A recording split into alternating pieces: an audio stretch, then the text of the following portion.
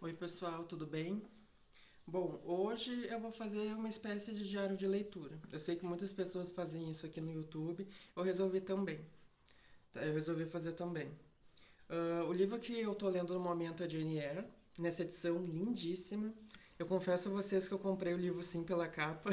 Eu não costumo fazer isso, mas dessa vez eu me rendi à beleza dessa capa. Eu adorei o tom das cores aqui. E Jane Eyre é um livro que está na minha estante há mais de ano, porque apesar de eu saber que eu tinha que ler esse livro por muitas recomendações, quando eu leio textos sobre literatura revolucionária, né, livros que impactaram muito a sua época, eu sempre encontro Jane Eyre junto do Apanhador no Campo de Centeio e tantos outros livros impactantes, né, na sua cultura. E então eu comprei ele e deixei descansando, né, em banho-maria. Até que eu acho que chegou o momento de eu ver, né? Eu li O Morro dos Ventos Uivantes ano passado, né, pela editora Antofágica, com uma edição lindíssima. Era outra escritora, né, que sempre é muito elogiada em qualquer artigo que vocês vão procurar sobre literatura. E, né, tem todo aquele mito em relação às Brontë, a Emily Brontë que escreveu O Morro, morreu com 30 anos de idade com tuberculose. A família inteira no fim acabou morrendo, né? A Charlotte Brontë que escreveu Jane Eyre, ela também morreu, mas 7 anos depois. Né? Daí a gente só fica pensando como nós, contemporâneos, podemos ter perdido novas grandes obras que elas poderiam ter escrito se não tivessem morrido tão jovens, né? Era um período de muita insalubridade, né? Muitas pessoas morreram de tuberculose. E o que eu acho muito poético é que o sobrenome Brontë acabou sobrevivendo através do tempo, né? Se perpetuando graças a grandes obras, né? Vocês pensem, a Emily Brontë, ela escreveu apenas uma obra e ela é cânone, né, da literatura universal. Acho isso muito lindo, né, e poético, porque a gente costuma falar que criamos os filhos para o mundo e os filhos que elas tiveram foram os livros, né, que transformaram o mundo, né, a maneira de se pensar, de se enxergar a realidade e as questões, assim, né, porque eu sei que Jane Eyre foi um livro que causou muito escândalo junto com o Morro dos Ventos Uivantes. O Morro foi ainda mais, né? Porque ele é muito sombrio, sufocante, violento. Jane Eyre também tem violência, mas dá para perceber muito a diferença de escrita entre a Emily Brontë e a Charlotte Brontë. Né? Tem a Anne Brontë também, né? Mas geralmente se fala mais sobre a Charlotte e a Emily, que se consagraram mesmo. E o Morro eu gostei muito, né? Mas isso eu posso falar num outro vídeo especialmente sobre o Morro dos Ventos Uivantes. Agora falando da Jane Eyre, eu confesso que logo nas primeiras páginas eu não me senti muito cativado. Não fiquei muito interessado na criança, que é a Jane Eyre, né?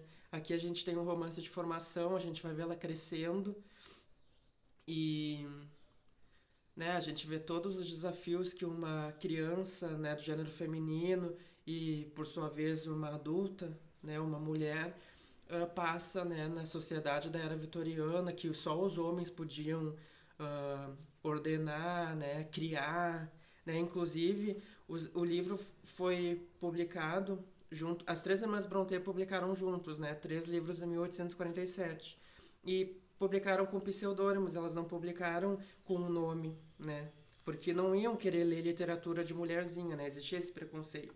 Inclusive, ela até fala aqui no prefácio sobre a Jane Eyre. A sociedade da época ficou escandalizada, né, em entender como uma mulher como era o mundo interior de uma mulher, né? Que a mulher tinha suas próprias vontades e tinha uma compreensão de mundo até mais esclarecida do que os homens, né? Porque elas eram consideradas assim o anjo do lar. Elas tinham que cuidar da casa e isso. E aqui fala, ó, é um trecho da Jane Eyre. Tem-se a crença de que as mulheres em geral são bastante calmas, mas as mulheres sentem as mesmas coisas que os homens.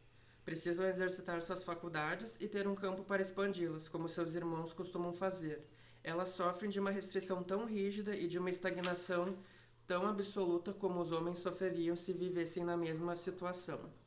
É um pensamento estreito dos seres mais privilegiados do sexo masculino dizer que as mulheres precisam ficar isoladas do mundo para fazer pudins e servir meias, tocar piano e bordar bolsas. É fora de propósito condená-las ou rir delas. Se elas desejam fazer mais ou aprender mais do que o costume determinou que fosse necessário para pessoas de seu sexo. Fecha aspas. Então, obviamente, a gente tem uma sociedade muito moralista, machista, que encara isso como um escândalo. Como assim uma mulher falando alto e exigindo, né, o mesmo tratamento que nós, do sexo masculino e tal. E assim, Jane Eyre foi um livro muito revolucionário para sua época, né? Eu confesso que eu demorei até mais ou menos a página cento e pouco a me sensibilizar pela situação da Jane Eyre, porque no início da narrativa ela parece o Harry Potter. Eu acredito que a J.K. Rowling deve ter lido muito Charles Dickens, e que fala muito sobre órfãos, orfanatos, e Jane Eyre, né, da Brontë. Porque agora eu tô na página 127 e ela foi pro orfanato, que eu acredito que seja isso aqui na capa, né? E ela ainda é criança, né? Eu tô na página 127. O livro tem quase 800 páginas, eu não li nenhum terço da história. Então eu tenho muita coisa para acontecer. Eu já soube de alguns spoilers, porque aqui na internet é difícil não ter, né? Eu demorei um pouquinho para gostar da Jane Eyre, né? Eu não importava com ela, até a página 100. Eu pensava, tá, foda-se, eu não consegui me sensibilizar por ela, apesar de entender que ela sofria muito. Mas a partir da página 100, eu comecei a gostar mais dela. Até porque ela também começa a adquirir uma certa consciência, ela é muito rebelde, né? Ela não tá errada em ser rebelde, até porque ela apanha muito, ninguém escuta ela. Mesmo ela não estando errada, ela é muito atrevida para a idade dela, ela é uma criança de 8 ou 10 anos que bate de frente com adultos, né? Tem até algumas frases que eu dei risada, a maneira que ela responde, os adultos que repreendem ela, inclusive os adultos cristãos, que falam que ela está possuída pelo demônio, é muito engraçado, né? Mas com o tempo, a partir da página 127, ela entendeu que ela até conhece uma menina no orfanato que é mais velha que ela um pouquinho e que lê mais do que ela e que é uma menina muito inteligente, que é muito boa nas tarefas da escola, do orfanato, quer dizer, porque eles têm aula, né? As meninas têm aula lá e tudo. É tipo uma escola. E daí elas têm atividades. E ela vê que a menina, quando é repreendida, mesmo ela não estando errada, ela fica quieta. E daí a Jane Eyre meio que começa a entender que tem coisas que é melhor não falar, né? Isso a gente aprende ao longo da nossa vida, né? No trabalho ou em qualquer outro lugar. A gente não tá na nossa casa, a gente não pode, às vezes, se impor, do tipo, começou a chegar... Tu recém chegou num lugar e tu já quer ditar regra, né? Então, e daí ela entendeu que ela precisa ser um pouquinho mais prudente, né? E daí eu tô começando a simpatizar bastante. Eu sei que tem muita coisa para acontecer na história, mas as minhas primeiras impressões eu digo que foram um pouquinho, não vou dizer negativas, mas indiferentes, mas agora eu tô gostando bastante da leitura. Com certeza eu vou terminar. Eu só não sei quando, porque eu tenho feito muitas coisas, né? Tô escrevendo a minha dissertação.